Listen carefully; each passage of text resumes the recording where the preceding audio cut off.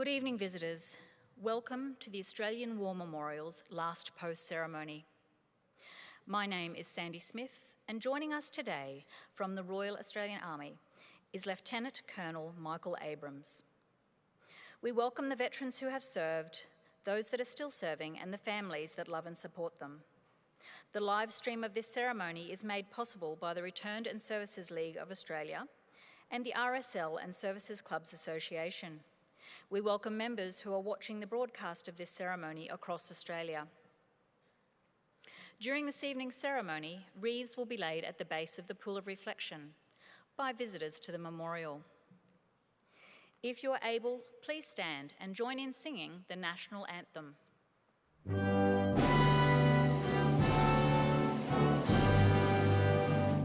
Australians, oh, let us rejoice, for we are one and free. We've golden soil and wealth for toil, our home is got by sea.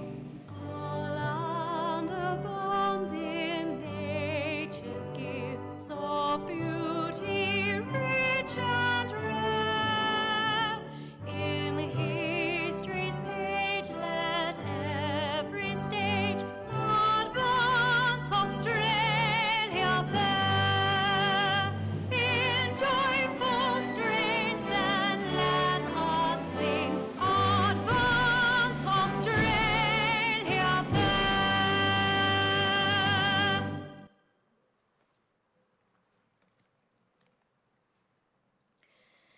The Australian War Memorial was the vision of Charles Bean, Australia's First World War official historian. Bean landed with the Australian troops on Gallipoli and stayed with them at the front through to the end of the war. The idea of this national memorial and museum came to him at Pozières, France, in the depths of the bloody fighting of 1916. Bean's idea was that this would be a place where families and friends could mourn loved ones buried in faraway places. It would also be a place that could help all Australians understand what these men and women had endured and what they had done for us.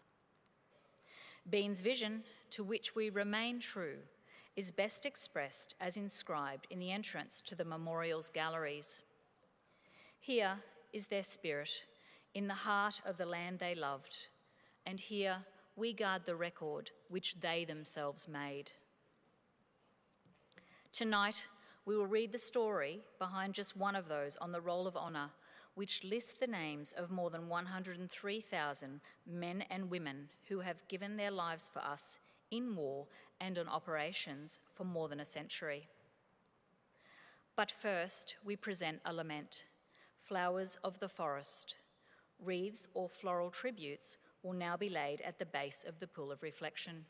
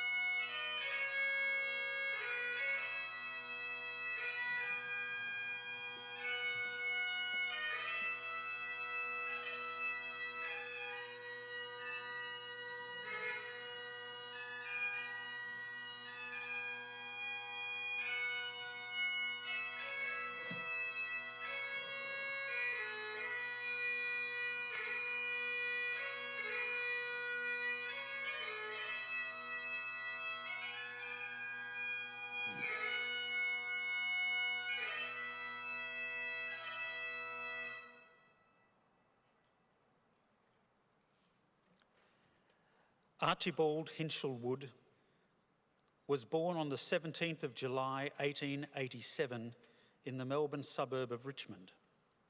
Known as Archie, he was one of 11 children born to Thomas Hinshelwood, a mason, and his wife, Margaret.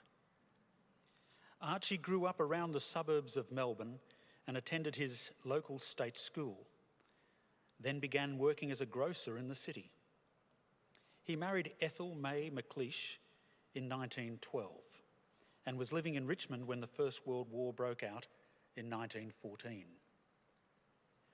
Archie Hinshelwood joined the initial rush of men seeking to enlist and was twice rejected for service because of the poor state of his teeth. As casualties grew in the wake of the Gallipoli landings, however, manpower was needed and Archie continued to volunteer. On his third attempt, he passed the medical, joining the Australian Imperial Force on the 14th of July 1915.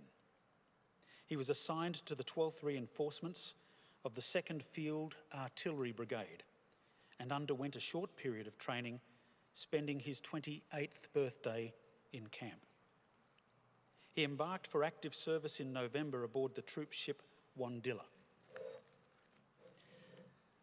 Gunner Hinshelwood arrived in Egypt and was taken on strength at the 6th Battery of the 2nd Field Artillery Brigade.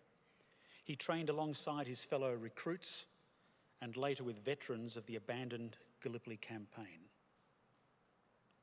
In March, his unit arrived in the French city of Marseille, and from there it went north to Le Havre. There, the men were equipped with guns before taking up positions along the Franco-Belgian border. Hinshelwood spent the next weeks training and supporting minor raids undertaken by infantry units. His first major battle took place in July, when Allied units attacked enemy positions around the village of Pozières. Hinshelwood's unit supported the 1st Division's attacks before moving to the comparatively quiet Belgian front in September. Hinshelwood eventually became ill and was sent to hospital to recover, rejoining his unit in France in early November, as a bitterly cold winter began to set in. Perhaps weakened from his first illness, he soon fell ill again with influenza. Hinshelwood was evacuated to England for treatment and remained there for almost 12 months. He rejoined his unit on the 14th of August 1917, following the enemy's strategic withdrawal to the Hindenburg Line. Over the days that follow, Hinshelwood took part in several minor attacks and his battery supported smaller raids. He was serving in this capacity on the 22nd of August when his unit was involved in an attack on Glencorse Wood and Inverness Copse. During the fighting, Hinshelwood was fatally wounded in action. Today he lies at Reninghelst New Military Cemetery in Belgium, beneath the Latin inscription Pro Patria, meaning for one's country. Archibald Hinshelwood was 30 years old. His name is listed on the roll of honour on my right, amongst almost 62,000 Australians who died while serving in the First World War. A photograph of his headstone is displayed today by the Pool of Reflection. This is but one of many stories of service and sacrifice told here at the Australian War Memorial. We now remember Archibald Hinshelwood, who gave his life for us, for our freedoms, and in the hope of a better world.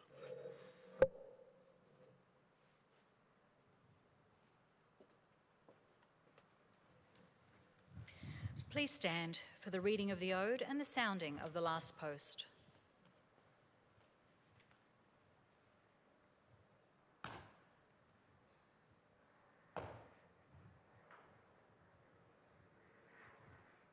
They shall grow not old, as we that are left grow old. Age shall not weary them, nor the years condemn. At the going down of the sun, and in the morning, we will remember them. We will remember them.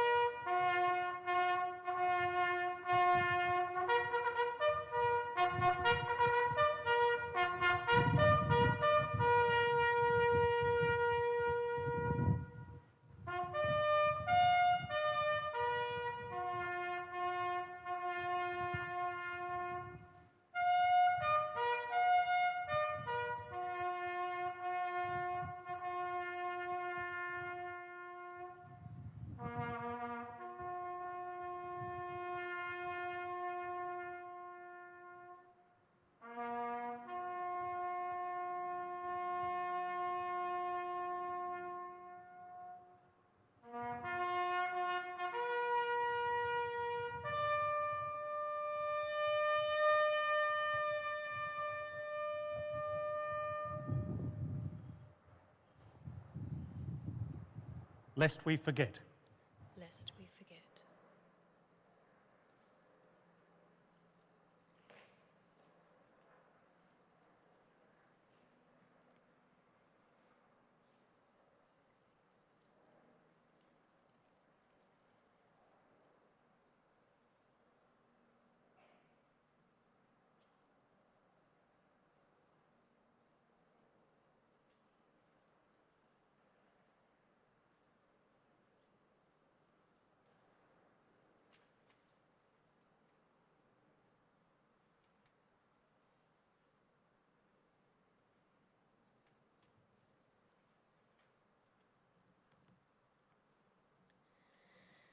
We leave you this evening with the words of the memorial's founder, Charles Bean.